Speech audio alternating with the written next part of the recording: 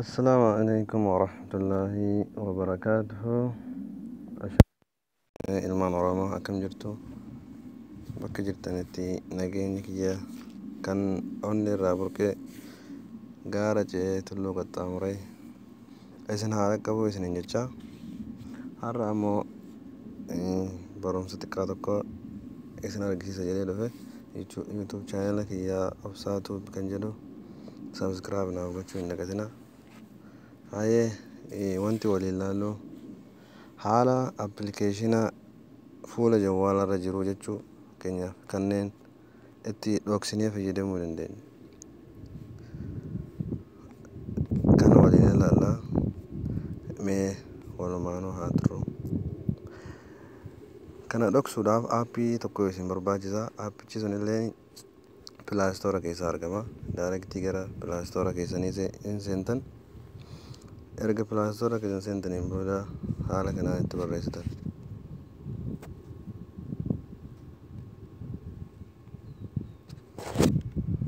Kunoo isa kana jechuun aappii isa kana gabbuufattan. An gabbuufadheen jira waan ta'eef directii open jedhee seena.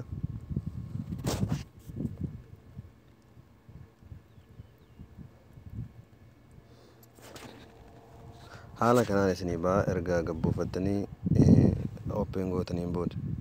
Erga akkana isinii dhufee booda isa seentan jechuun isa keessa isaa ol ooftan jechuun haala kanaan isinii ba'a.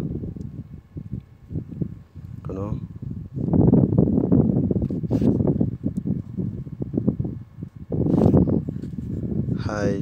hidden apps kan jedhu isa kana yeroo takkaaf hin tuqtan.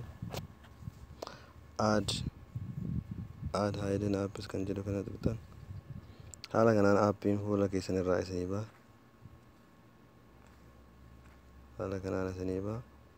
Kan barbaadan fakkeenyaaf piisoon kana haa cufu haa dhoksu isa kana jechuun yeroo takka bakka kana kaastanii achiin booda as immoo hidden one app kan jedhu kana okay gootan yeroo tuqtan jechuun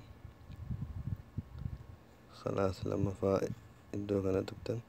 Kun amma lammaa yaanii kan biraa yoo baasuu barbaadan jechuun kan biraa yoo dhoksuu barbaadan haala kanaan dhokfatan jechuun lama sadi hanga barbaadan bakka takkatti illee yoo feetan. Amma of duuba deebinee yoo ilaalle piisooniin fuula jawwaala kiyyarra hin jiru. Haala kanaan hin bada jechuudha.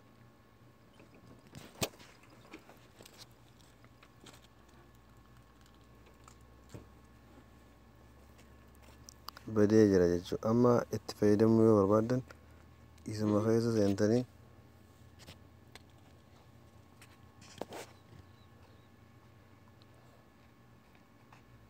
bakka ree fudhattan jechuudha. Hidden kan jedhu kunoo piisooniin jira hin tuqtan. Haala kanaan isinii ba'a. Itti fayyadamuu barbaadnaan hin fayyadamtine jechuudha. Yoonii fi ammoo irraa hiikuu barbaadan hide kan jedhu kana tuqtanii kanas irraa hiikkatee jira jechuudha. Hin mul'ata jechuudha.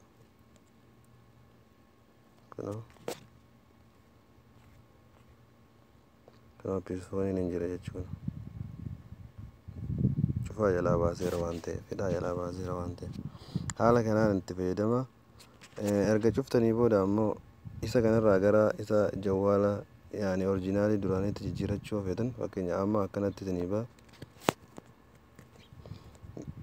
Aappii kana yeroo gabbuustan akkanatti isinii ba'a. Kunoo kan duraanii garuu akkanaa miti. Noormaaliin jawwaala waliin dhufu akkanaa miti. Kanaafuu bakka kana isuma kana seentanii iddoo set as default kan jedhu kan yeroo takkaaf tuqtanii akkanii isinii ba'a. Isa kana filattan Samsung experience home kan jedhu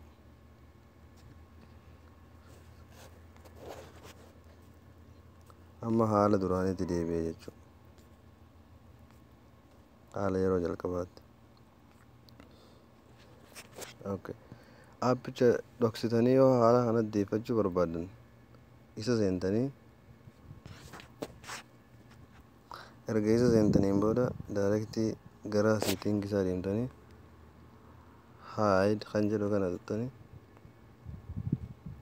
adii gootanii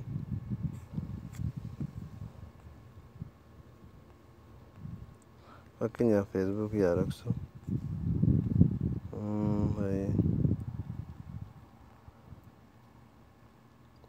Play Store illee yaa dhoksu hide erga gooteen booda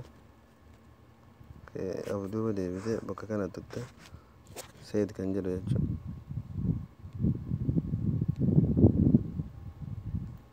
Isa kana filatta jechuudha.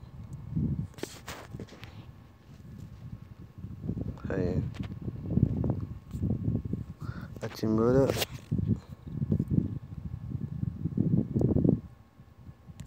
dhokatee jira jechuudha.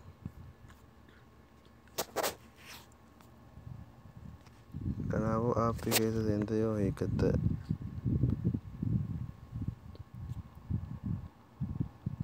as tuytee akka jeneraala yaani originaala yeroo duraatti dhiibi.